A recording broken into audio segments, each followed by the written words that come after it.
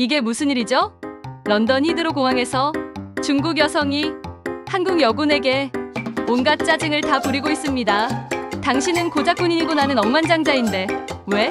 리웨이의 오만한 항해 앞에서 박대위는 단 한마디로 그녀를 무너뜨렸습니다. 주변 외국인들의 냉담한 시선이 중국인에게만 쏟아졌고 14억 인구의 자부심은 87위 여권순위 앞에 무너지는 순간을 모두 함께 하시죠. 지금 공개합니다. 안녕하세요. 저는 리웨이입니다. 지금 런던 히드로 공항 수화물 찾는 곳에서 한국 여군에게 따지고 있는 중이에요. 아니, 솔직히 말하면 따지다가 역으로 당하고 있는 중입니다. 방금 전 입국 심사에서 15분 동안 신문을 받았어요. 중국 여권 때문이죠. 반면 저 한국 군인 박대위는 30초 만에 통과했습니다. 그게 너무 억울했어요. 저는 나스닥 상장 기업 CEO고 그녀는 고작 군인인데 말이죠. 그래서 수화물 찾는 곳에서 그녀를 붙잡고 말했습니다. 당신은 편하게 들어왔죠? 하지만 나는 신문당했어요. 우스운 건 당신은 군인일 뿐이고 나는 사업가인데 말이에요. 내가 훨씬 더 경제적 가치가 있는데. 그랬더니 그녀가 저를 똑바로 쳐다봤습니다. 눈빛이 달랐어요. 차갑지만 동시에 뜨거웠죠. 그리고 말했습니다. 리 선생님, 저는 한국을 대표해서 왔습니다. 제 뒤에는 5천만 국민의 신뢰가 있습니다. 한국 군인은 70년간 전쟁을 막아왔고 UN 평화유지군으로 활동했으며 재난 현장에서 목숨을 걸었습니다. 그녀의 목소리는 떨리지 않았어요. 오히려 저보다 더 침착했죠. 그리고 이어서 물었습니다. 반면 실례지만 여쭙겠습니다. 선생님 뒤에는 무엇이 있습니까? 선생님의 회사가 쌓아온 신뢰는, 중국 기업들이 세계에서 보여준 투명성은. 저는 할 말이 없었어요. 아니, 할 말은 많았는데 입이 떨어지지 않았습니다. 우리 회사, 투명성. 솔직히 저도 알아요. 재무제표를 얼마나 조작했는지, 고객 데이터를 어떻게 다뤘는지. 하지만 그게 뭐 어때서요? 다들 그렇게 하잖아요. 그녀는 마지막으로 말했습니다. 여권의 무게는 돈으로 재는 게 아닙니다. 신뢰로 재는 겁니다. 그 순간 주변이 조용해졌어요. 아니, 원래 조용했는지도 모르겠네요. 제가 너무 흥분해서 목소리가 컸거든요. 수화물 찾는 곳에 있던 사람들이 우리를 보고 있었습니다. 영국인, 미국인, 프랑스인, 일본인, 여러 국적의 사람들이요. 그들의 눈빛이 싸늘했어요. 동정? 아니었습니다. 경멸에 가까웠죠. 한 영국 노신사가 고개를 끄덕이며 중얼거렸습니다. 맞는 말이야. 신뢰지, 돈이 아니야. 옆에 있던 프랑스 여성도 한숨을 쉬었어요. 중국인이 또 난리네 라고 말하는 게 들렸습니다. 일본인 비즈니스맨은 저를 보며 고개를 저었고요. 미국인 가족은 아예 고개를 돌렸습니다. 저는 대제국 중국에서 왔어요. 14억 인구, 세계 2위 경제 대국. 우리 GDP가 한국의 몇 배인데, 그런데 왜 이렇게 초라하죠? 왜 저만 손가락질 당하는 겁니까? 박 대위는 더 이상 말하지 않았어요. 예의 바르게 고개를 숙이더니 캐리어를 끌고 출구로 향했습니다. 군복 뒷모습이 씩씩했죠. 자신감이 넘쳤습니다. 반면 저는 그 자리에 굳어서 움직일 수가 없었어요. 주변 사람들의 시선이 아직도 제게 쏠려 있었습니다. 부끄러웠어요. 분했습니다. 하지만 무엇보다 화가 났던 건 그녀 말이 틀리지 않았다는 거예요. 제 뒤에 뭐가 있냐고 물었을 때 저는 정말 아무 대답도 할 수 없었거든요. 돈. 있죠. 명예. 그것도 있어요. 그런데 신뢰는? 투명성은? 캐리어가 컨베이어 벨트 위로 나왔지만 집을 생각이 없었습니다. 다리에 힘이 풀렸어요. 결국 벤치에 주저앉았죠. 손이 떨렸습니다. 분노인지, 굴욕인지, 아니면 자각인지 알 수 없었어요. 신뢰라. 그 단어가 머릿속에서 맴돌았습니다. 여권의 무게는 신뢰로 재는 거라고 했죠. 그렇다면 제 여권은 얼마나 가벼운 걸까요? 제가 쌓아온 건 뭘까요? 택시를 타고 호텔로 가는 동안 창밖 풍경이 눈에 들어오지 않았어요. 런던의 멋진 거리도 템즈강도 보이지 않았습니다. 보이는 건 오직 그녀의 눈빛뿐이었죠. 차갑지만 정직했던 그 눈빛. 저는 졌어요. 고작 작은 땅덩어리 한국의 군인에게 경제력으로도 국력으로도 우리가 월등한데 그런데 왜 진 기분일까요? 왜 이렇게 초라할까요? 호텔 체크인을 하면서도 멍했습니다. 방에 들어가 침대에 누웠지만 잠이 오지 않았어요. 천장만 바라보며 생각했죠. 나는 무엇을 쌓아왔는가? 오늘 진짜 저는 제대로 굴욕적인 하루를 보냈네요. 아까 너무 흥분해서 다짜고짜 한국인과 싸운 이야기부터 하게 되었는데 이제 어떻게 하다가 싸움이 나게 된 건지 털어놔 보겠습니다. 제 소개를 다시 제대로 할게요. 안녕하세요. 저는 리웨이입니다. 올해 35살이고 중국에서 IT 스타트업을 운영하고 있어요. 아니, 운영했다고 하는 게 맞겠네요. 3년 전 창업한 우리 회사는 작년에 나스닥에 상장했고 저는 하루아침에 억만장자가 됐죠. 솔직히 말하면 그때부터 세상이 다르게 보이기 시작했습니다. 런던 히드로 공항 입국장 대기열은 언제나 길었어요. 저는 비즈니스 포럼에 초청받아 런던에 왔습니다. 글로벌 투자자들 앞에서 제 성공 스토리를 발표할 예정이었죠. 손목에 스위스 시계가 오후 2시를 가리키고 있었어요. 런던 날씨는 흐렸지만 제 기분만큼은 화창했습니다. 대기열 앞쪽에 한국 군복을 입은 여성이 서 있었어요. 계급장을 보니 대위였습니다. 30살쯤 돼 보이는데 자세가 곱고 눈빛이 또렷했죠. 옆에 놓인 캐리어는 낡았지만 깔끔했고 군복은 단정했습니다. 왠지 말을 걸고 싶어졌어요. 성공한 사람의 여유라고 할까요? 저는 그녀에게 다가가 중국어로 인사했습니다. 영어로 바꿔 말하니 그녀가 고개를 끄덕였어요. 군인이라니 요즘 시대에 참 특이한 선택이라고 생각했죠. 저는 자연스럽게 제 이야기를 꺼냈습니다. 회사 이야기, 상장 이야기, 런던에서의 강연 이야기. 그녀는 조용히 듣고 있었어요. 그때 문득 궁금해졌습니다. 군인은 얼마나 버는 걸까요? 제가 한 달에 버는 돈이면 그녀의 연봉이 될 텐데, 물론 그런 말을 직접 하진 않았지만 제 말투에는 어쩔 수 없이 우월감이 묻어났을 겁니다. 그녀는 미소만 지을 뿐 많은 말을 하지 않았어요. 저는 그녀에게 물었습니다. 런던에는 무슨 일로 오느냐고. 그녀는 나토 합동훈련 참가차 왔다고 짧게 답했죠. 훈련이라. 저는 속으로 생각했어요. 한국 같은 작은 나라의 군인이 무슨 훈련을 하러 유럽까지 오는 걸까? 예산 낭비는 아닐까? 대기열이 조금씩 앞으로 나아갔습니다. 저는 계속 말을 이어갔어요. 최근에 투자받은 금액 이야기, 다음 달 실리콘밸리 출장 이야기. 그녀는 여전히 조용했지만 눈빛에는 뭔가 생각하는 기색이 역력했어요. 혹시 제 성공이 부러운 건 아닐까요? 제 캐리어는 프라다였습니다. 지난달 밀라노에서 산 거죠. 그녀의 캐리어는 브랜드도 없는 평범한 검은색이었어요. 저는 무심한 듯 제 캐리어를 쓰다듬으며 말했습니다. 해외 출장이 잦아서 좋은 걸 써야 한다고요. 그녀는 그저 고개만 끄덕였죠. 그때 대기열이 두 갈래로 나뉘기 시작했습니다. 비즈니스 클래스 승객은 왼쪽, 이코노미 클래스는 오른쪽. 저는 당연히 왼쪽으로 향했죠. 그녀를 돌아보며 말했습니다. 저는 비즈니스 클래스라 먼저 들어가겠다고. 그녀는 예의 바르게 고개를 숙였어요. 하지만 그녀의 미소 뒤에 뭔가 다른 감정이 숨어 있는 것 같았습니다. 연민? 아니면 안타까움? 그때는 몰랐어요. 그게 무슨 의미인지. 저는 우월감에 가득 차서 비즈니스 클래스 전용 심사대로 향했습니다. 빠르게 통과할 수 있을 거라고 확신했죠. 하지만 제 확신은 곧 산산조각 날 예정이었습니다. 제가 모르는 사이에 제 여권이 품고 있는 무게를 깨닫게 될 거라고는 상상도 못했어요. 비즈니스 클래스 전용 라인은 생각보다 길지 않았어요. 사람이 5명 정도밖에 없었죠. 저는 여유롭게 서서 스마트폰을 꺼냈습니다. 메시지를 확인하는 동안 앞 사람들이 하나씩 통과했어요.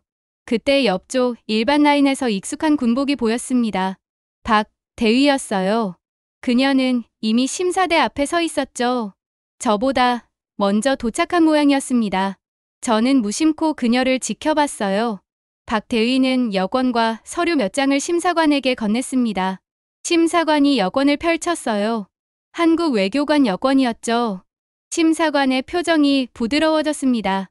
그는 서류를 훑어보더니 고개를 들어 박 대위를 보며 말했어요. 박소령님, 런던에 오신 걸 환영합니다. 나토 합동훈련이시죠? 심사관의 목소리가 들렸습니다. 따뜻했어요. 박 대위는 예, 그렇다고 답했죠. 심사관은 미소를 지으며 여권에 도장을 찍었습니다.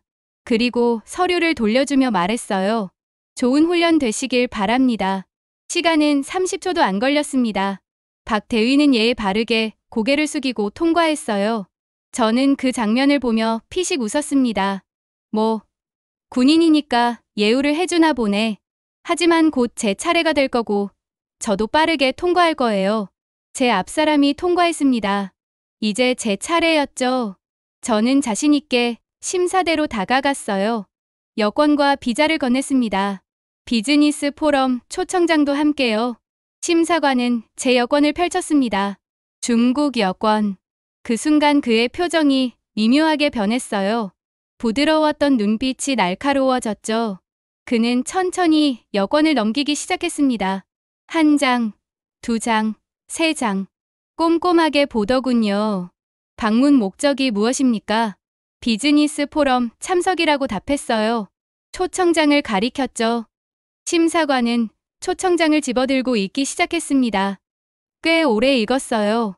1분쯤 지났을까요? 체류 기간은 사흘입니다.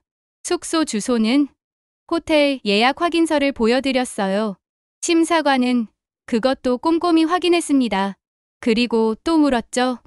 귀국 항공권은? 스마트폰을 꺼내 항공권을 보여드렸습니다. 심사관은 그것까지 확인했어요. 저는 점점 짜증이 났습니다. 왜 이렇게 까다롭게 구는 거죠? 저는 범죄자가 아니에요. 영국에 오신 적이 있습니까? 네. 작년에 한 번 왔습니다. 그때 목적은? 역시 비즈니스였습니다. 심사관은 여권을 다시 넘기며 제 출입국 기록을 확인했어요. 시간이 계속 흘렀습니다. 5분, 10분. 뒤에 대기하는 사람들이 웅성거리기 시작했죠. 저는 참을 수 없었습니다. 제가 범죄자처럼 보입니까? 말이 나오고 나서야 후회했어요. 너무 공격적이었죠? 심사관은 표정 하나 변하지 않고 답했습니다. 표준 절차입니다, 선생님. 그는 옆에 있던 보조 심사관을 불렀어요. 두 명이 제 여권을 함께 보기 시작했습니다. 뭔가를 속닥거렸죠. 저는 가슴이 두근거렸습니다. 불안했어요. 설마 입국을 거부하는 건 아니겠죠? 저 멀리서 박 대위가 보였어요. 그녀는 이미 수화물 찾는 곳으로 향하고 있었습니다. 여유로운 걸음걸이였죠. 반면 저는 여기 서서 신문당하고 있었어요. 15분이 지나서야 심사관이 여권을 돌려주었습니다. 입국 허가는 받았지만 그의 표정은 여전히 차갑더군요. 환영합니다, 선생님. 말은 환영이었지만 눈빛은 아니었습니다. 저는 여권을 낚아채듯 받아들고 통과했어요. 얼굴이 화끈거렸습니다. 굴욕적이었죠. 수화물 찾는 곳으로 가는 동안 제 손이 떨렸어요. 화가 났습니다. 왜 저만 이런 대우를 받아야 하죠? 저는 성공한 사업가예요. 나스닥 상장 기업 CEO라고요. 그런데 왜 군인보다 못한 대우를 받는 겁니까? 수화물 찾는 곳에 도착했을 때 박 대위가 보였어요. 그녀는 이미 캐리어를 찾아서 벤치에 앉아 스마트폰을 보고 있었습니다. 편안해 보였죠. 저는 참을 수 없었습니다. 그녀에게 다가갔어요. 뭔가 말하고 싶었습니다. 이 불공평함에 대해서요. 그녀가 고개를 들어 저를 봤습니다. 눈빛이 조용했어요. 저는 입을 열었습니다. 입을 열지 말았어야 했는데. 그리고 후회할 말들을 쏟아내기 시작했던 거죠. 호텔 침대는 푹신했지만 잠이 오지 않았어요. 새벽 3시가 넘었는데도 눈이 말똥말똥했습니다. 천장의 조명을 끄고 누워 있어도 박 대위의 목소리가 계속 들렸어요. 여권의 무게는 돈으로 재는 게 아닙니다. 신뢰로 재는 겁니다. 저는 결국 침대에서 일어나 스마트폰을 집어들었습니다. 검색창에 입력했죠. 중국 여권 순위. 엔터를 누르는 손가락이 떨렸어요. 결과가 나왔습니다. 중국 여권은 전 세계 87위였어요. 비자 없이 입국할 수 있는 국가는 고작 80개. 저는 숨이 막혔습니다. 87위라고요? 14억 인구의 나라가 세계 2위 경제 대국이 손가락이 저절로 움직였습니다. 한국 여권 순위 클릭했어요. 화면에 숫자가 떴습니다. 3위 무비자 입국 가능 국가는 190개. 스마트폰을 침대에 내던졌습니다. 화가 났어요. 아니, 화가 난 게 아니라 서러웠습니다. 우리가 경제력으로 한국보다 몇 배 큰데 왜 여권은 이렇게 약한 거죠? 왜 저는 런던 공항에서 15분간 신문당해야 했던 거예요? 새벽 4시가 넘어서야 잠이 들었습니다. 알람 소리에 깨어났을 때는 오전 9시였어요. 비즈니스 포럼이 10시에 시작이었죠. 서둘러 샤워를 하고 정장을 입었습니다. 거울 속 제 모습은 멀쩡해 보였어요. 하지만 눈 밑의 다크서클은 어쩔 수 없었습니다. 포럼장은 런던 시내 고급 호텔이었어요. 입구에서 명찰을 받았습니다. 리웨이, CEO, 차이나테크 인더스트리. 명찰을 목에 걸고 안으로 들어갔죠. 홀에는 이미 100여 명이 넘는 사람들이 모여 있었습니다. 제 발표는 오후 2시였어요. 성공적이었습니다. 우리 회사의 성장 스토리, 혁신적인 기술, 향후 비전. 청중들은 박수를 쳤고 몇몇은 질문도 했죠. 저는 자신 있게 답변했습니다. 이런 자리는 익숙했거든요. 하지만 네트워킹 시간이 시작되자 분위기가 달라졌어요. 영국 투자자 한 명이 다가왔습니다. 명함을 건네며 물었죠. 중국 기업이시군요. 흥미롭습니다. 그런데 데이터 보안은 어떻게 보장하시나요? 저는 준비된 답변을 했어요. 우리는 국제보안 표준을 준수하고 있고 고객 데이터는 철저히 보호된다고요. 하지만 그의 표정은 변하지 않았습니다. 미소는 지었지만 눈은 차갑더군요. 그렇군요. 하지만 아시다시피 최근 중국 기업들의 데이터 유출 사건이. 그는 말을 흐렸어요. 명함만 받고 다른 사람에게로 갔습니다. 저는 그 자리에 서서 그의 뒷모습을 바라봤죠. 가슴이 답답했습니다. 홀 반대편에서 한국어가 들렸어요. 젊은 남성이었습니다. 역시 스타트업 CEO 같았죠. 그 주변에는 서너 명의 서구권 투자자들이 모여 있었어요. 웃음소리가 들렸습니다. 편안한 분위기였죠. 저는 다가가서 지켜봤어요. 한국인 CEO는 영어로 자신의 비즈니스를 설명하고 있었습니다. 투자자들은 고개를 끄덕이며 진지하게 들었어요. 질문도 했지만 의심이 아니라 관심에서 나온 질문이었죠. 한국에서 오셨군요. 멋진 나라입니다. 작년에 서울 갔었는데 인상적이었어요. 투자자 중 한 명이 말했습니다. 한국인 CEO는 감사하다고 답했고요. 그들은 명함을 교환했습니다. 진심, 어린 악수도 나눴죠. 저는 그 장면을 보며 속이 쓰렸어요. 똑같은 스타트업 CEO인데 왜 저는 의심받고 그는 환영받는 거죠? 공평하지 않았습니다. 포럼이 끝나고 호텔로 돌아왔어요. 저녁도 먹지 않았습니다. 식욕이 없었거든요. 방에 들어가자마자 노트북을 켰습니다. 검색했어요. 중국 기업 신뢰도, 중국 여권 입국 거부율. 쇼킹한 통계들이 나왔습니다. 중국 기업의 투명성 순위는 하위권이었어요. 데이터 보안 사고가 빈번했고 국제 표준 준수율도 낮았죠. 저는 화면을 보며 한숨을 쉬었습니다. 다시 검색했어요. 한국 기업 신뢰도. 결과가 달랐습니다. 삼성, LG, 현대. 이름만 들어도 신뢰가 느껴지는 브랜드들이었죠. 투명 경영, 품질 보증, 사회적 책임. 그들이 쌓아온 것들이었습니다. 저는 노트북을 덮었어요. 문득 생각이 들었습니다. 이건 제 잘못이 아니야. 국가 이미지 문제야. 하지만 곧 다른 생각이 밀려왔어요. 그렇다면 나는 무엇을 하고 있는가? 이 이미지를 개선하기 위해 10년간 사업을 해왔지만 단 한 번도 이런 질문을 스스로에게 던진 적이 없었어요. 저는 그저 돈을 벌고 회사를 키우고 성공하는 것만 생각했죠. 재무제표를 조작하고 고객 데이터를 함부로 다루고 직원들을 착취했습니다. 다들 그렇게 하니까요. 하지만 신뢰는, 투명성은, 사회적 책임은, 저는 새 문서를 열었습니다. 제목을 입력했어요. 신뢰 구축 실천 목록. 커서가 깜빡였습니다. 첫 번째 항목을 쓰기 시작했죠. 런던을 떠나는 비행기 아니었어요. 좌석에 앉아 노트북을 펼쳤습니다. 신뢰 구축 실천 목록이라는 문서가 열렸죠. 이틀 동안 생각하고 또 생각한 내용들이었습니다. 첫 번째 항목을 적었어요. 회사 재무 투명성 강화. 외부 감사를 도입하고 재무제표를 정직하게 작성하겠다고 썼습니다. 손가락이 떨렸어요. 이걸 실행하면 우리 회사의 실제 수익률이 드러날 텐데 투자자들이 실망하지 않을까요? 하지만 박 대위의 말이 떠올랐습니다. 여권의 무게는 신뢰로 재는 거라고 했죠. 저는 계속 타이핑했습니다. 두 번째 항목, 고객 데이터 보안 인증 획득. ISO 27001 인증을 받겠다고 적었어요. 비용이 많이 들 거예요. 시간도 오래 걸릴 겁니다. 하지만 필요한 일이었죠. 세 번째 항목, 직원 복지 개선 및 공정한 대우. 야근 수당 지급, 연차 사용 보장, 육아 휴직 확대. 적으면서도 걱정이 됐어요. 인건비가 급증할 텐데 감당할 수 있을까요? 네 번째 항목, 지역사회 공헌 활동 시작. 장학금 지원, 환경보호, 취약계층 후원. 이것도 돈이 드는 일이었습니다.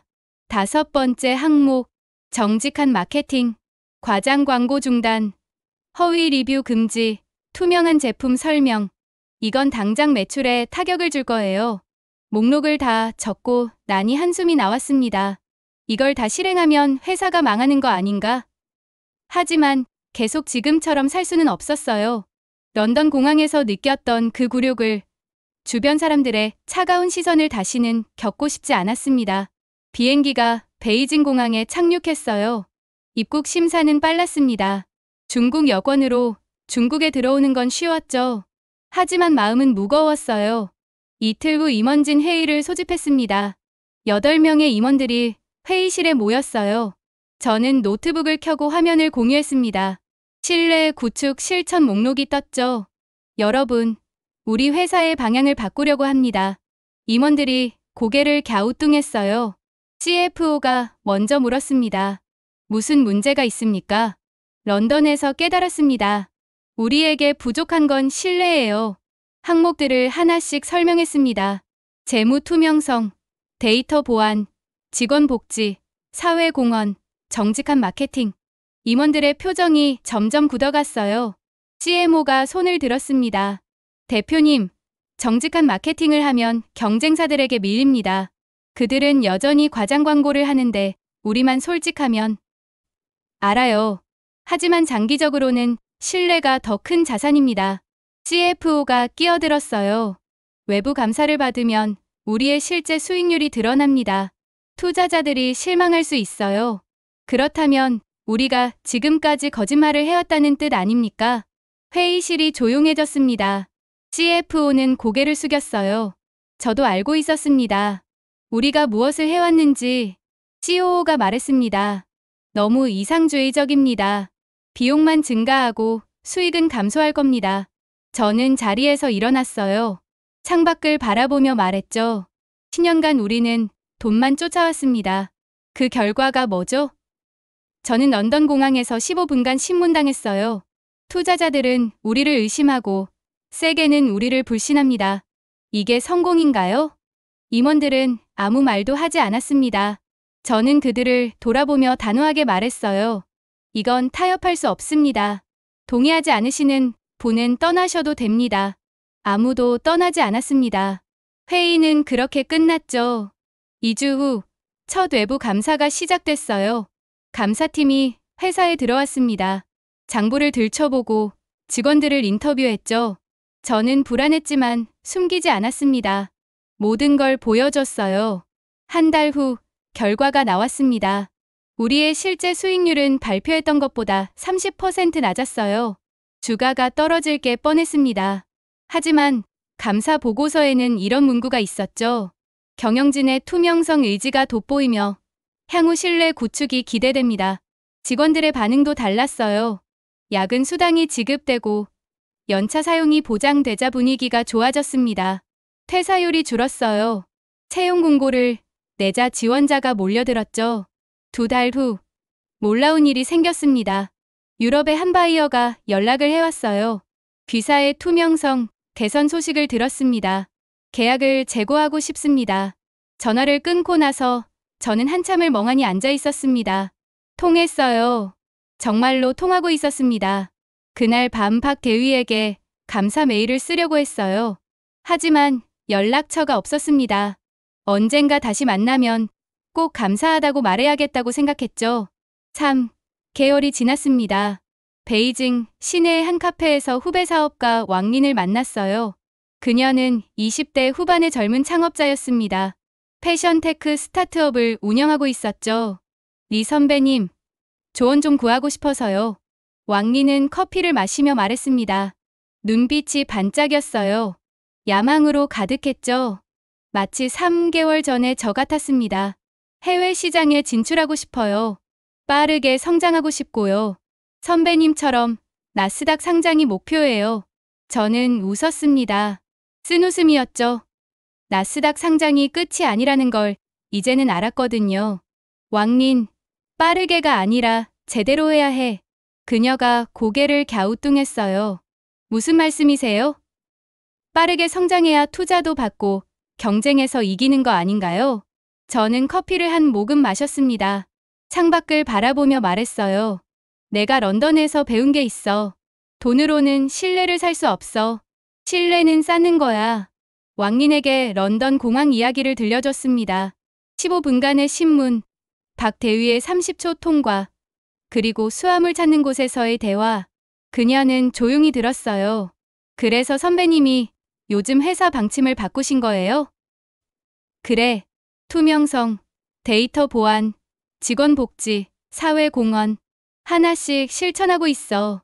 왕린은 걱정스러운 표정을 지었습니다. 그런 식으로 하면 경쟁에서 밀리지 않나요? 다른 회사들은 여전히 빠르게만 가는데 단기적으로는 그럴 수 있어. 실제로 우리 매출 성장률은 둔화됐어. 비용도 증가했고.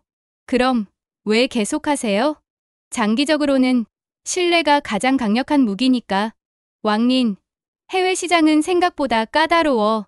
중국 기업이라는 이유만으로 의심받아.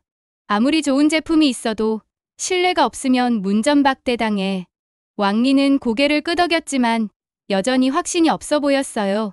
저도 이해했습니다. 3개월 전에 저였다면 똑같이 반응했을 테니까요.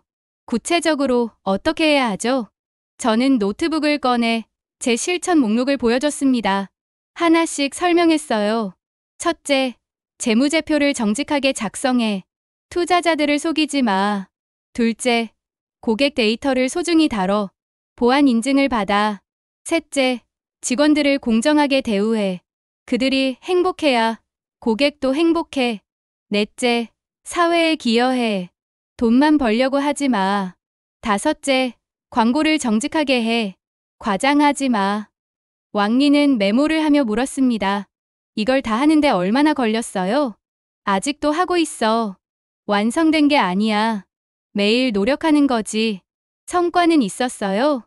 저는 미소를 지었습니다. 최근의 변화들이 떠올랐거든요. 있었어. 유럽 바이어 둘이 계약을 재개했어. 직원 추천 채용이 늘었고 이직률은 줄었어. 언론에서도 긍정적으로 보도하기 시작했고, 그리고 가장 중요한 건 뭔데요? 제가 거울을 볼 수 있게 됐어. 전에는 내 얼굴을 제대로 못 봤거든. 부끄러워서. 왕린의 눈빛이 달라졌어요. 뭔가 깨달은 표정이었습니다. 카페를 나와 사무실로 돌아왔어요. 복도를 걷는데 직원들이 인사를 했습니다. 예전처럼 두려워하는 눈빛이 아니었어요. 존경과 신뢰가 섞인 눈빛이었죠. 사무실에 들어가니 벽에 걸린 액자가 눈에 들어왔습니다. 제가 한 달 전에 걸어둔 거예요. 붓글씨로 쓴 한자 두 글자였습니다. 신뢰. 그 밑에 작은 글씨로 적어뒀죠. 가장 무거운 자산. 컴퓨터를 켰어요. 메일함에 새 메시지가 와 있었습니다. 프랑스의 한 투자 펀드에서 온 거였어요. 제목은 이랬습니다. 귀사의 투명 경영에 관심이 있습니다. 메일을 읽으며 저는 웃었습니다. 정말로 달라지고 있었어요. 천천히지만 확실하게. 그날 밤 집에 돌아와 거울을 봤습니다. 3개월 전과 같은 얼굴이었지만 뭔가 달랐어요. 눈빛이 달랐습니다. 더 이상 부끄럽지 않았죠. 박 대위가 옳았어요. 여권의 무게는 신뢰로 재는 거였습니다. 그리고 그 신뢰는 저 같은 평범한 사람들이 매일 정직하게 살면서 조금씩 쌓아가는 거였죠. 언젠가 다시 런던에 갈 기회가 있을 거예요. 그때는 당당하게 입국 심사를 받을 수 있을까요? 아직은 모르겠습니다. 하지만 적어도 노력은 하고 있었어요. 그리고 그 노력이 작지만 분명한 변화를 만들어내고 있었습니다. 1년이 흘렀습니다. 저는 싱가포르 마리나 베이에 있는 컨벤션 센터에 서 있었어요. 국제안보협력훈련 세미나였습니다. 민간 부문과 군 부문이 함께하는 특별한 행사였죠. 저는 중국 민간 기술 기업 대표로 초청받았어요. 로비에는 각국의 군인들과 민간인들이 섞여 있었습니다. 명찰을 목에 건 사람들이 삼삼오오 모여 대화를 나누고 있었죠. 저는 커피를 들고 행사장을 둘러보고 있었어요. 그때 익숙한 군복이 눈에 들어왔습니다. 한국군 정복이었어요. 그런데 계급장이 달랐습니다. 소령이었죠. 제 심장이 빨리 뛰기 시작했습니다. 박 대위. 아니, 이제는 박소령이었네요. 그녀도 저를 봤습니다. 잠시 멈칫하더니 천천히 다가왔어요. 1년 사이 그녀는 더 당당해 보였습니다. 자신감이 넘쳤죠. 저는 먼저 말을 걸었습니다. 떨리는 목소리로요. 박소령님, 저 기억하십니까? 그녀는 잠시 생각하는 표정을 지었어요. 그러다가 눈빛이 바뀌었습니다. 아, 런던 공항에서. 네, 맞습니다. 1년 전이었죠. 우리는 어색하게 서 있었습니다. 저는 용기를 냈어요. 1년 동안 하고 싶었던 말이었습니다. 그때 제가 정말 무례했습니다. 사과드립니다. 박소령은 미소를 지었습니다. 따뜻한 미소였어요. 사과받으러 온 건 아니었지만 받겠습니다. 휴식 시간이 되자 우리는 카페테리아로 갔습니다. 커피를 들고 창가 자리에 앉았죠. 싱가포르의 야경이 아름다웠어요. 박소령님 말씀이 제 인생을 바꿨습니다. 제가 무슨 말을 했죠? 여권의 무게는 신뢰로 재는 거라고 하셨잖아요. 그 말이 계속 머릿속에 맴돌았어요. 저는 지난 1년간의 변화를 들려줬습니다. 투명, 경영, 직원 복지, 사회 공헌. 쉽지 않았지만 해낸 일들이었죠. 박소령은 조용히 들어주었어요. 대단하시네요. 쉽지 않았을 텐데. 솔직히 여러 번 포기하고 싶었어요. 매출은 정체됐고 비용은 늘었고 경쟁사들은 앞서 나갔죠. 하지만 거울을 볼 수 있게 됐어요. 그게 가장 큰 변화였습니다. 박소령은 고개를 끄덕였습니다. 뭔가 공감한다는 표정이었어요. 저도 배웠습니다. 리 선생님. 사실 그날 저도 화가 났었어요. 저는 놀라서 그녀를 봤습니다. 화가 나셨다고요? 네. 선생님이 군인을 무시하는 것 같아서요. 하지만 분노로는 아무것도 바뀌지 않는다는 걸 알았죠. 박소령은 창밖을 바라보며 말을 이었습니다. 저도 처음 해외 훈련 갔을 때 무시당한 적 있어요. 20대 초반이었죠. 미국에서 열린 합동훈련이었는데 어떤 장교가 그러더군요. 작은 나라에서 온 군인이라고. 그때 어떻게 하셨어요? 참았어요. 그리고 훈련에서 최선을 다했죠. 밤새 공부하고 누구보다 열심히 뛰었어요. 사격 훈련에서 1등을 했고 전술 평가에서도 높은 점수를 받았습니다. 그러자 달라지던가요? 완전히요. 마지막 날 그 장교가 찾아왔어요. 사과하더군요. 그리고 말했죠. 당신 나라가 작은 게 아니라 내 시야가 좁았다고. 저는 숨을 깊이 들이마셨습니다. 박소령의 이야기가 가슴에 와닿았어요. 그때 제 선배가 말씀하셨어요. 우리가 존중받으려면 먼저 존중할 가치가 있는 사람이 되어야 한다고. 실력으로 증명하고 약속을 지키고 동료를 도와야 한다고요. 그래서 계속하신 거군요. 네, 10년이 넘게요. 지금은 NATO에서도 한국 군인을 환영합니다. 우리가 쌓아온 신뢰 때문이죠. 한 사람, 한 훈련, 한 임무씩 쌓아온 거예요. 저는 고개를 숙였습니다. 부끄러웠어요. 1년 전에 제가 너무 오만했다는 게 이제 압니다. 여권의 무게는 한 사람, 한 기업, 한 행동씩 쌓이는 거네요. 박소령은 따뜻하게 웃었습니다. 맞습니다.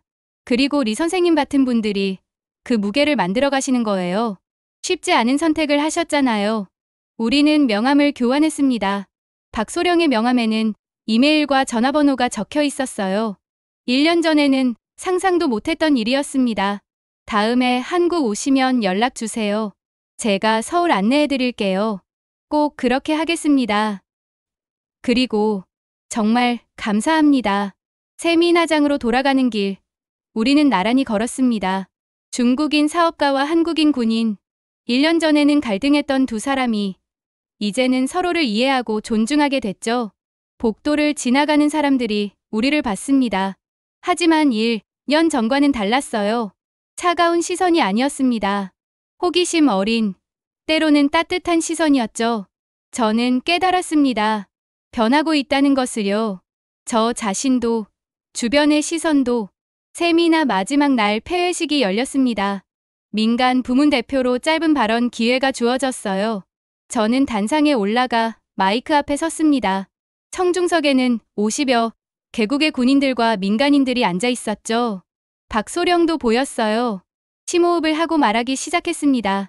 1년 전 저는 런던 공항에서 15분간 신문당했습니다. 중국 여권 때문이었죠. 저는 화가 났어요. 억울했습니다. 하지만 그날 한 분이 제게 말씀하셨습니다. 여권의 무게는 돈이 아니라 신뢰로 재는 거라고요. 청중들이 조용히 들었습니다. 저는 계속 말했어요. 신뢰는 하루아침에 만들어지지 않습니다. 하지만 우리 모두가 작은 약속을 지키면 그것이 쌓여 거대한 다리가 됩니다. 저는 제 회사에서 시작했습니다. 투명성, 정직, 책임. 하나씩 실천했죠. 박수 소리가 들렸습니다. 격려였어요. 저는 미소를 지으며 마무리했습니다. 우리 모두 함께 이 다리를 만들어 갑시다. 국가를, 기업을, 개인을 불문하고요. 단상에서 내려오자 여러 사람이 악수를 청했습니다. 진심 어린 악수였어요. 1년 전과는 확실히 달랐습니다. 세미나가 끝나고 박소령과 마리나 베이를 산책했어요. 저녁 해가 지고 있었습니다. 도시의 불빛이 하나둘 켜지기 시작했죠. 박소령님, 솔직히 말씀드려도 될까요? 물론이죠. 저는 중국인들도 태도를 바꿔야 한다고 생각해요. 박소령이 저를 보았습니다. 놀란 표정이었어요. 우리는 경제력만 믿고 오만했어요. 저도 그랬고요. 돈이 있으면 다 된다고 생각했죠. 하지만 세계는 그렇게 보지 않더군요. 우리를 불신하고 의심하고 경계했어요. 맞는 말씀이네요. 1년 동안 많이 생각했어요. 우리가 왜 이렇게 됐는지. 재무제표 조작, 데이터 유출, 약속 불이행. 개인도, 기업도, 때로는 정부도 그랬죠. 그러니 세계가 우리를 믿을 리 없었어요. 저는 난간에 기대어 바다를 바라봤습니다. 한국을 보면서 많이 배웠어요. 한국도 처음엔 어려웠잖아요. 가난했고 전쟁을 겪었고 무시당했죠. 하지만 한국은 달랐어요. 약속을 지켰고 품질을 보장했고 투명하게 경영했어요. 박소령은 조용히 들어주었습니다. 지금 한국 기업들은 세계에서 신뢰받잖아요. 삼성, 현대, LG. 그들이 하루아침에 그렇게 된 게 아니라는 걸 이제 알아요. 수십 년간 쌓아온 신뢰예요. 중국도 그렇게 될 수 있을까요? 되어야죠. 우리도 할 수 있어요. 저부터 시작한 것처럼 한 명 한 명이 바뀌면 돼요. 정직하게 살고 약속을 지키고 투명하게 경영하는 거예요. 박소령이 미소를 지었습니다. 리 선생님이 그 시작이시네요. 저만이 아니에요. 제 후배 왕린도 시작했고 제 동료 몇몇도 동참하고 있어요. 느리지만 변하고 있어요. 우리는 한참을 걸었습니다. 마리나 베이의 야경이 아름다웠어요. 불빛들이 물에 반사돼 반짝였죠. 제 회사가 한국 기업과 파트너십을 맺으려고 해요. 추천해 주실 분 있나요? 박소령의 눈이 반짝였습니다.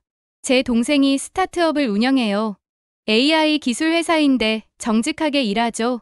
소개해 드릴게요. 서로 배울 점이 많을 거예요. 감사합니다. 꼭 연락 주세요. 다음 날 공항에서 헤어졌습니다.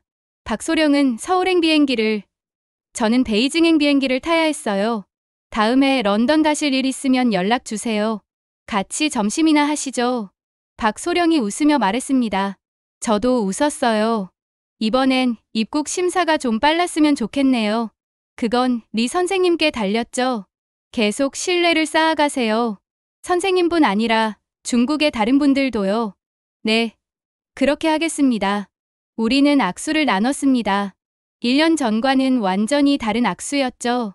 존중과 신뢰가 담긴 악수였어요. 비행기에 올라 자리에 앉았습니다. 창밖으로 싱가포르가 보였어요. 저는 여권을 꺼내 들여다봤습니다. 중국 여권. 여전히 87위였죠. 하지만 이제 알아요.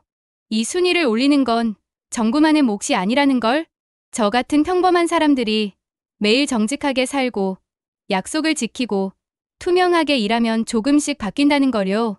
이 작은 책자가 무거워지는 것은 내가 무엇을 하느냐에 달렸어요. 그리고 우리 모두가 무엇을 하느냐에 달렸죠. 비행기가 이륙했습니다. 창밖으로 구름이 보였어요. 하얗고 부드러웠죠. 저는 눈을 감았습니다. 1년 전의 저와 지금의 저를 떠올렸어요. 많이 달라졌습니다. 여전히 부족하지만 노력하고 있었어요. 그리고 그 노력이 언젠가 결실을 맺으리라 믿었습니다. 여권의 무게는 신뢰의 무게다. 그리고 신뢰는 우리 모두가 함께 만들어간다. 박소령의 말이 귓가에 맴돌았습니다. 저는 미소를 지었어요. 긴 여정이 될 거예요. 하지만 이미 시작했으니까요. 베이징으로 돌아가는 길, 저는 새로운 다짐을 했습니다. 더 많은 사람들에게 이 이야기를 전하겠다고, 변화는 가능하다고, 우리도 할 수 있다고. 비행기는 구름 속을 날아갔습니다. 새로운 시작을 향해서요. 여러분 잘 들으셨나요? 이 이야기는 허구지만 한국 여권의 힘은 진짜입니다. 세계 3위, 190개국 무비자 입국. 이건 하루아침에 만들어진 게 아니에요.